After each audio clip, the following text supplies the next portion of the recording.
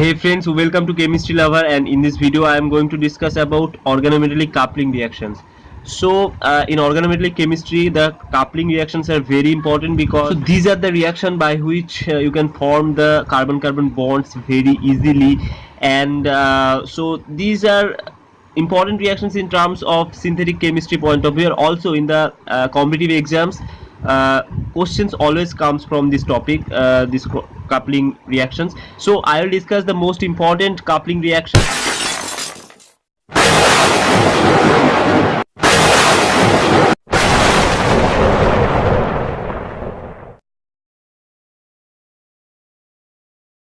Namely, when I will discuss about the coupling reaction, you will see the general mechanism is more or less same, but only the metal atoms or the coupling partners are slightly different, and accordingly their names are varied. So a lot of scientists work on the field, and after the discovers the names are given.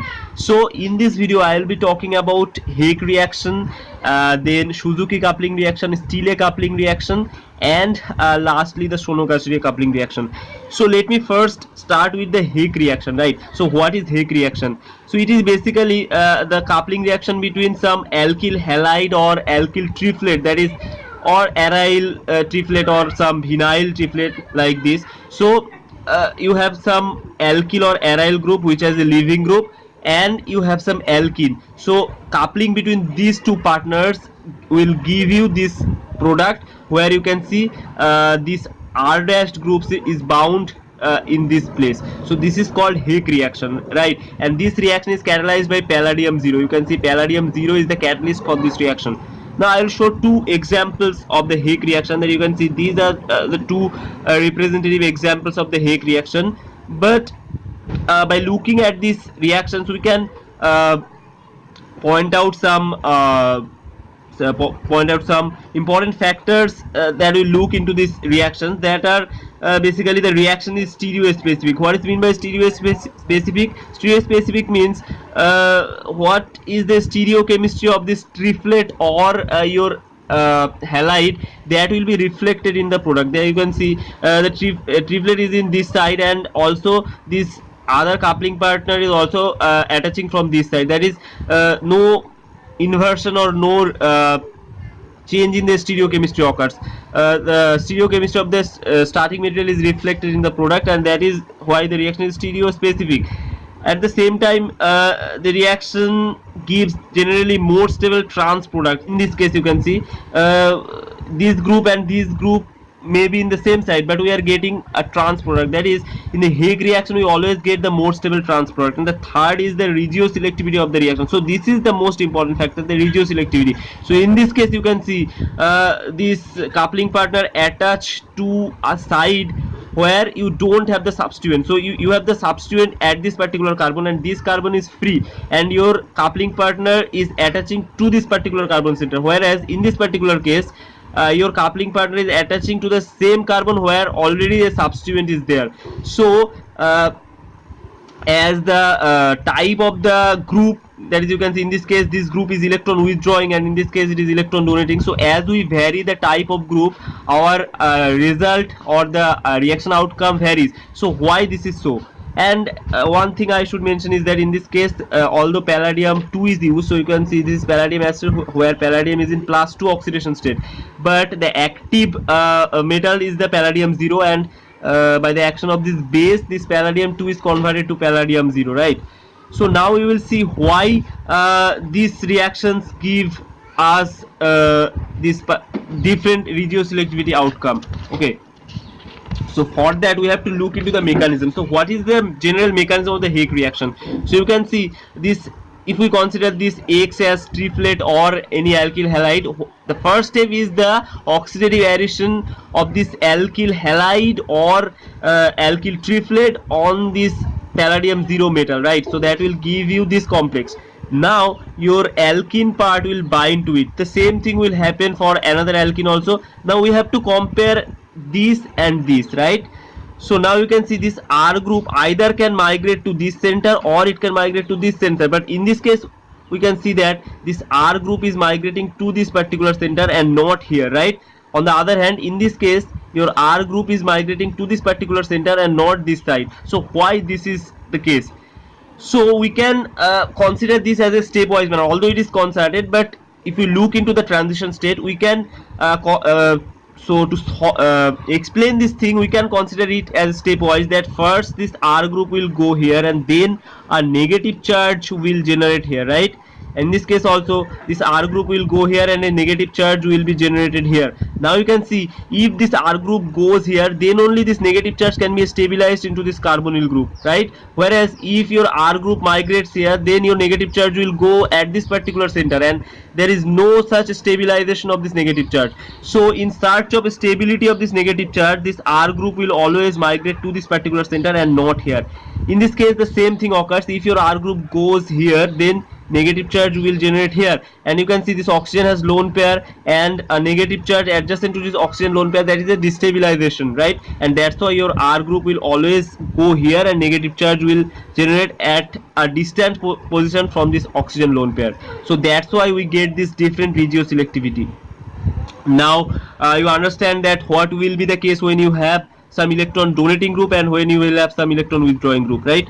So now let us consider this example. You can see this is another example of Higg reaction, and here the coupling is occurring between this particular center and this particular center, and we were already told that more stable trans product will form. Now in this case you can see, although you can consider pyridine as electron withdrawing, but that is not as much electron withdrawing as your this acetate group, right? And that's why it will try to stay further from this group and you will get this product.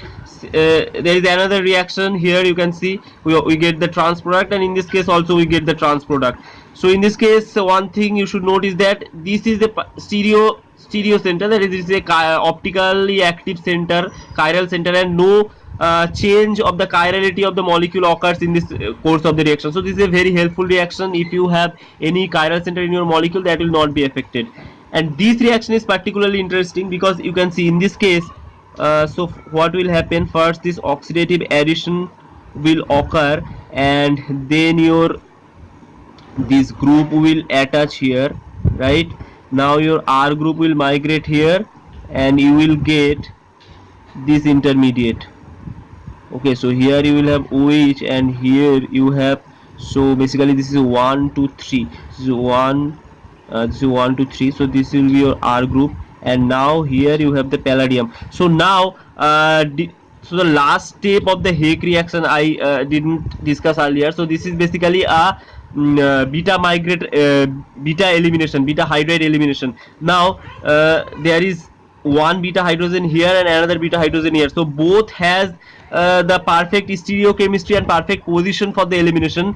But now the question is which hydrogen will be eliminated. So if this beta hydrogen gets eliminated, then what you will get? You will get this product. So this product you will expect that is normal Higg reaction. If you just look at the other product of the Higg reaction and don't do the mechanism, you will think this will be your product, but in this case this will not be your product and this will be your product. So how this product is forming? So this is forming by the elimination of this particular hydrogen. So it will first give you this, and then you can see tautomerization can take place and you will get this. So why this is happening and not this? Because you can see after the tautomerization a keto group is forming here, which is more stable than this alkene and a OH group, right? And these reactions are reversible, so it will go to the more stable product, and the more stable product is this keto or this aldehyde product. So that's why it is going to this product. So this is a exceptional case of the Higg reaction, so you should note it. So now we will discuss about cross coupling reaction. That is, cross coupling means you will have some alkyl or aryl or vinyl metal partner and another alkyl, aryl or vinyl triplet or halide partner. That is, in this case you can see this is a vinyl triplet and this is a vinyl metalloid, right? So in this case this metal is tin, and this is Stila coupling reaction. So you can see this partner and this partner, these two centers will couple to give you this product. So this is a very simple reaction. Now what is the mechanism of this reaction? So all the cross coupling reaction follow a very general mechanism, and that mechanism can be represented like this. So I already written down the mechanism. So you can see this is one partner and this is halide partner. So first like the previous Hake reaction, first oxidative addition will happen to this palladium 0, so you will get this. Now a metal exchange will occur, right? So you have this Rm and you have this palladium complex. So this metal will take this X to form Mx, and this R dash group will go to the metal. So this is the exchange step. So all these steps are reversible, and this is the exchange step. So in this step this R dash group is exchanged from this metal to this palladium metal, so you will get this. Now after that what will happen, reductive elimination will occur. So this is reductive elimination, you will get R. So this new carbon carbon bond is formed, and your palladium 0, which is the catalyst in this reaction, that is regenerated. So all the cross coupling reaction will follow the very general mechanism, and only this M group is varied throughout the reaction. For example, what I have just discussed is the Stila coupling. So in this Stila coupling, this M metal is the tin metal. So tin metal is used for the Stila coupling, and you get this product. Similar another example is here. You can see this is acyl chloride, you can see, and this acyl chloride also coupled with this to give you this product in presence of palladium 0. And the next reaction is more important, because in this reaction if you just follow the same pathway, you will expect this product should form, but in this case what you will get is not this product, and you will get a carbonyl group inserted here. So after that it is same, that OET group will be here. So basically coupling is occurring between this tin partner and this partner, that is this center and this center, but between this carbonyl group is inserted. Now how this is happening? So in this case, after this oxidative addition, you will get this PHI, and then this group will be, so then metal exchange will occur and you will have this, right? But you have this carbonyl ligand here. So in with this triphenyl phosphine ligand, carbonyl ligand or carbon monoxide ligand is also present here, right? So now to this metal center, this carbon monoxide ligand can also attach, and what can happen is that this phenyl group can migrate to this carbonyl metal, and then you will have this CO, and here this phenyl. Now this another partner is here, and it can again migrate to this center, and that will go. So now the reductive elimination is occurring between this center and after the new ligand which is formed after the migration to this carbonyl center. So now after this, if reductive elimination occur, you will get this product, right? So this is how this reaction is occurring. So you have to look whether in your reaction medium carbonyl ligands are there or not. If carbonyl ligand is there, then they will be inserted into these two centers.